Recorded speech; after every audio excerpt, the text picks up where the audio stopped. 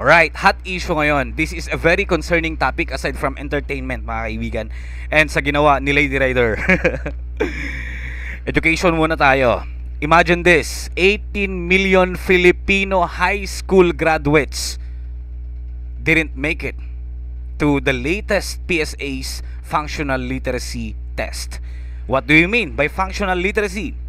Functional literacy is the ability of a person to read, to write, compute, and comprehend. In addition to the basic literacy skills, functional literacy includes higher level of comprehension skills. Take a look at this. Yung anak natin, i-observe natin. O yung mga estudyante, observe natin. Marunong magbasa.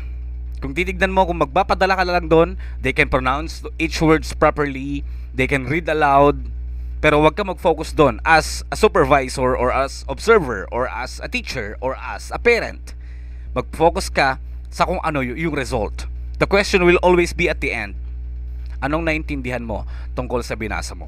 Pag di makasagot yung bata, pag wala siyang maisagot, hindi sabi niyang hindi niya alam, that means kulang yung reading skill niya. Because a good reader, an effective reader, can read, can pronounce, no?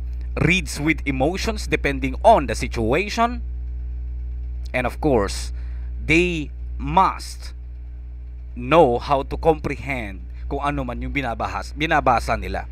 Dapat naiintindihan nila kung ano yung binabasa nila. As my observation, mga kaibigan, kasi it's been about almost 3 years simula nung tumigil tayo sa pagtuturo, and I've experienced to teach in high school, in senior high school and elementary.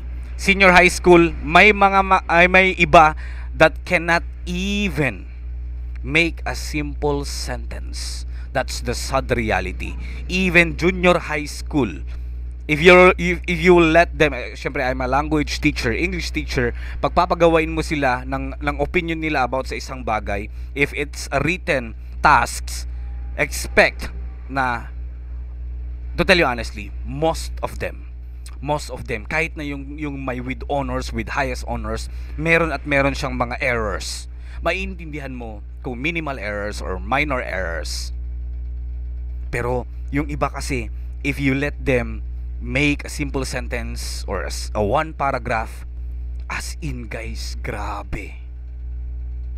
As in, lahat yun puro wrong grammar. Hindi ako nagmamagal. Syempre teacher tayo, alam natin yan.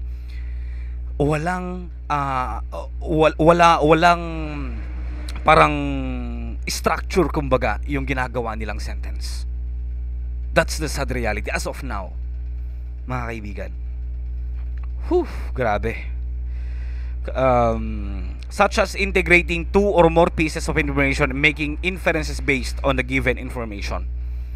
Napakahirap nito ngayon, mga kaibigan. Imagine this, 18 million Filipino high school graduates functionally illiterate. That means they cannot read, they cannot write, they cannot count, they cannot comprehend. Comments sa comment section.